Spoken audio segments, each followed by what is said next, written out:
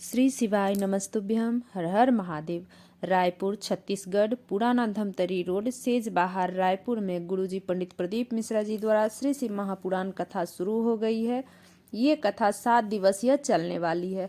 24 दिसंबर से 30 दिसंबर तक 2 बजे से 5 बजे तक आस्था चैनल यूट्यूब के माध्यम से देखी जा सकती है। आज 5वें दिन की कथा पूर्ण हो चुकी है। 2 दिन की कथा और बाकी है। आज 28 दिसंबर की कथा पूर्ण हो चुकी है। आज की कथा में गुरुजी कुल 12 उपयोगी जानकारियां दिए हैं। आज की कथा में गुरुजी एक विशेष उपाय बताए हैं जो कि आप किसी भी दिन कर सकते हैं।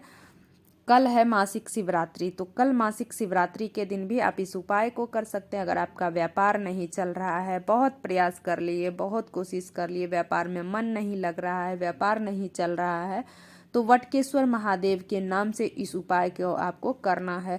दूसरी उपाय जो गुरुजी बताए हैं, आप अगर बहुत टेंशन में हो, बहुत परेशान हो, आपके घर से परेशानी दूर हो ही नहीं रही है, तो उसके लिए भी गुरुजी विशेष उपाय बताए हैं। सभी की जानकारियां आपको इसी छोटी सी वीडियो के माध्यम से प्राप्त होने वाली है। अगर किन्हीं कारणवश आज की कथा आप नहीं सुन पाए हैं तो पूरी कथा का रास्ता तो आपको इस छोटी सी वीडियो के माध्यम से प्राप्त होने वाली है। आप इस उपाय को भी इसी वीडियो के माध्यम से प्राप्त करने वाले हैं। इसी वीडियो के माध्यम से आपको हम समझाएंगे। आज कथा शुरू होते ही गुरुजी बोले हैं, 1 लोटा जल शिव जी को चढ़ाया गया केवल अकेले शिव जी को नहीं मिलता है, वो पूरे 33 कोटि देवी देवता को प्राप्त हो जाता है। बढ़ते हैं आज की कथा की दूसरी जानकारी की ओर। जब शिव जी की उत्पत्ति हुई थी, पर्वत के घर्षण से शिव जी की उत्पत्ति हुई थी, आप सबों को पता होगा। तब उसमें एक शब्द लिखा हुआ था, उस शब्द का ध्वनि बज रहा था। ओम ऐसा शब्द है जिससे कि एक मूल बिंदु समाहित है।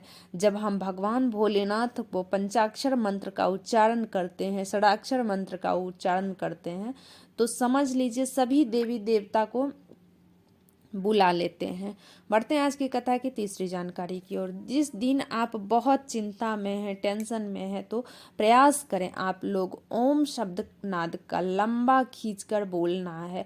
कहाँ जाके ये बोलना है मंत्र? आपको शिवालय महादेव के मंदिर में बैठ के 2 मिनट, कम से कम 2 मिनट आप ये शब्द बोलकर देखो। 33 कोटि देवी देवता आपके सामने आकर खड़े हो जाएंगे, आपको शांति मिलेगी, आपका टेंशन खत्म कर देंगे। जब भी आप घर से निकलते हैं तो श्री शिवाय नमस्तुभ्यम बोल के निकलो। घर से श्री शिवाय नमस्तुभ्यम बोल के निकलना है। प्रवेश करते समय भी आपको श्री शिवाय नमस्तुभ्यम बोल के आना है। आप पूजन किसी भी भगवान का करो, जाप किसी भी भगवान का करो, पर एक बार श्री शिवाय नमस्तुभ्यम जरूर बोले, तभी भगवान वो पूजा स्वीकार करते हैं। बढ़ते हैं आज की कथा की चौथी जानकारी की। जब डॉक्टर बोल दे कि अब आप नहीं बचोगे, तो आप शिव की भक्ति में जरूर लीन हो जाओ, शिव की आराधना करना शुरू कर दो, शिव की भक्ति शुरू कर दो। बढ़ते हैं आज की कथा की 5वीं जानकारी की। सुलोचना जी पत्र लेकर आई। गुरुदेव, मैंने 5 पंडाल में कथा सुनी, मेरे मोहल्ले के लोग मुझे ताना दिया, इसीलिए कथा सुनने गई। मेरी 2 बेटी थी। 5 कथा पूर्ण होने के पे मुझे गर्भ ठहर गया और 29/4/2024 को बाबा ने मुझे 2 पुत्र दिए, वो भी दोनों जुड़वा हुआ। लोग मुझे ताना देते थे कि मुझे पुत्र नहीं होगा। बढ़ते हैं आज की कथा की 6वीं जानकारी की। अगर कहीं जाना हो या रजोधर्म में है तो शिव जी की पूजा कैसे करें? तो कहीं भी जाना हो तो शिवलिंग पे 1 चावल का दाना, 1 बेलपत्री रख के कहीं भी आप कितनों दिन के लिए जाएं तो आप जा सकते हैं। शिव जी कभी बद्दुआ नहीं देते हैं। बढ़ते हैं आज की कथा की 7वीं जानकारी की ओर। कई लोग कहते हैं हम भगवान भोलेनाथ की पूजन करना नहीं जानते हैं, क्या क्या चढ़ाएं, तो शिव जी को क्या चढ़ाना चाहिए और क्या नहीं चढ़ाना चाहिए, शिव जी को क्या समर्पित करें, क्या ना समर्पित करें, गुरुजी अगली कथा में जो 4 जनवरी से 10 जनवरी तक 2025 में जो 4 जनवरी से 10 जनवरी तक जो कथा होने वाली है, उसमें गुरुजी इसके बारे में वर्णन करेंगे कि शिव जी को क्या नहीं चढ़ाना चाहिए, क्या चढ़ाना चाहिए। बढ़ते हैं आज की कथा के 8वीं जानकारी की ओर। जिसके गले में रुद्राक्ष रहता है तो यमराज भी उस व्यक्ति को ले जाने के लिए भगवान भोलेनाथ से आज्ञा लेते हैं। तभी वो उस व्यक्ति को ले जा सकता है। जिस व्यक्ति के गले में रुद्राक्ष हो, एक मुखी से 21 मुखी तक रुद्राक्ष होता है। बढ़ते हैं आज की कथा की 9वीं जानकारी की ओर। कोमल जी पत्र लेकर आई। मेरा एक ही बेटा है, उसे कैंसर हो गया। बेटे का इलाज करवाई, डॉक्टर बोल दिया ठीक नहीं होगा। इलाज चलता रहा, दवाई देती रही। आप कहते हैं गुरुजी दॉक्टर एक संकट का रूप होता है, इलाज भी करवाते रहो पर महादेव को भी मत छोड़ो। भरोसा करके महादेव से निवेदन करो कि जो दवाई दे रहे हैं वो अमृत बन जाए। गुरुजी हम सीहोर गए, रुद्राक्ष लाई, दवाई भी देती रही, रुद्राक्ष का जल पिलाती रही, घर में ही शंकर की पूजा करवाती, बेटे से भी पूजा करवाती, 1 साल तक जल पिलाई। डॉक्टर दूसरी रिपोर्ट में बोल दिया कि कैंसर मुक्त हो, अब आपको कैंसर नहीं है, आप ठीक हो गए। उसी का आभार व्यक्त करने हम कथा पंडाल में आए हैं। बढ़ते हैं आज की कथा की 10वीं जानकारी की ओर। उपेंद्र जी पत्र लेकर आए। एक लोटे जल का मैं क्या वर्णन करूं, मेरी शादी को 20 साल हो गए थे। बहुत इलाज कराए, पंडित सर्प दोष बताया, पूजा भी कराई, लोग मुझे बांझ कहते थे। मेरी दीदी आपकी कथा सुनने को कही, गुरुजी मैं आपका बताया हुआ आंकड़े का जल का प्रयोग की, मैं सीहोर गई, कंकर शंकर की पूजा की, कथा पंडाल में सुनी, मेरा गर्भ ठहर गया। तब डॉक्टर बोला तुम्हारा गर्भ में तो जो बच्चा है वो विकलांग है। तब मैं बाबा पे जल चढ़ा के पीती गई, श्री शिवाय नमस्तुभ्यम जपती रही, बोलती रहे। बाबा की कृपा से मेरा बेटा हुआ और वो भी स्वस्थ हुआ। बाबा ने मुझे 20 साल बाद पुत्र दिए। उसी का आभार व्यक्त करने हम कथा पंडाल में आए। बढ़ते हैं आज की कथा की 11वीं जानकारी की ओर। खेमलता जी पत्र लेकर आई। एक लोटे जल का मैं क्या वर्णन करूं गुरुदेव, मेरी शादी के 16 साल हो गए थे। सफेद आंकड़े का जल का प्रयोग की, पंडाल में कथा सुनी, 5 पंडाल में मैं कथा सुनी, 3 बार जड़ का प्रयोग की, अभी मेरा 9वां महीना चल रहा है। उसी का आभार व्यक्त करने हम कथा पंडाल में आए हैं। बढ़ते हैं आज की कथा की 12वीं जानकारी और विशेष जानकारी की ओर।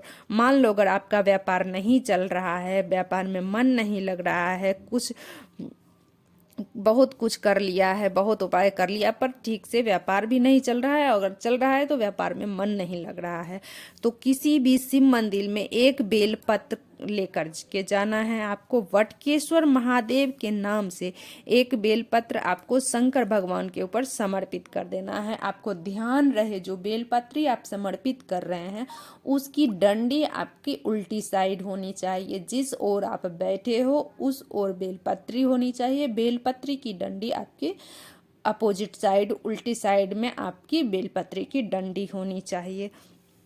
अब बाबा को वटकेश्वर महादेव के नाम से समर्पित कर दे, बाबा से विनय करे, आप अपने दुकान या मकान जो भी हो आपका चले, उसके लिए आपको फिर क्या करना है, आप 1 लोटे जल को जो लेकर के गए हो, 1 लोटे जल से आपको 7 बार जल डालना है शिव जी पे।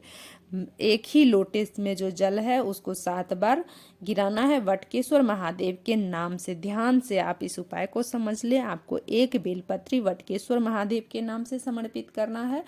बेलपत्री की डंडी आपकी उल्टी साइड होनी चाहिए। ध्यान से आप समझ लीजिए, जिस ओर से आप चढ़ा रहे हैं, जिस ओर आपका हाथ है उधर नहीं होनी चाहिए, बेलपत्री की डंडी उल्टी साइड होनी चाहिए। और आपको बेलपत्री चढ़ाने के बाद आपको 7 बार जल चढ़ाना है। 7 बार जल आपको धीरे धीरे करके 7 बार वटकेश्वर महादेव के नाम से आपको चढ़ा देना है। एक ही लोटे से आपको जल चढ़ाना है, जल बार बार नहीं लेना है। जो एक ही लोटे में आपने जल लिया है उसी कलश से आपको 7 बार जल को गिराना है। उपाय ध्यान से सुन ले और अच्छे से समझ के इस उपाय को करें, आपका व्यापार चलने लगेगा। आप इस उपाय को लगातार 10 दिन करें, आपका व्यापार कितना हो, मंदी है, कुछ भी हो, चलने लगेगा। श्री शिवाय नमस्तुभ्यम। हर हर महादेव।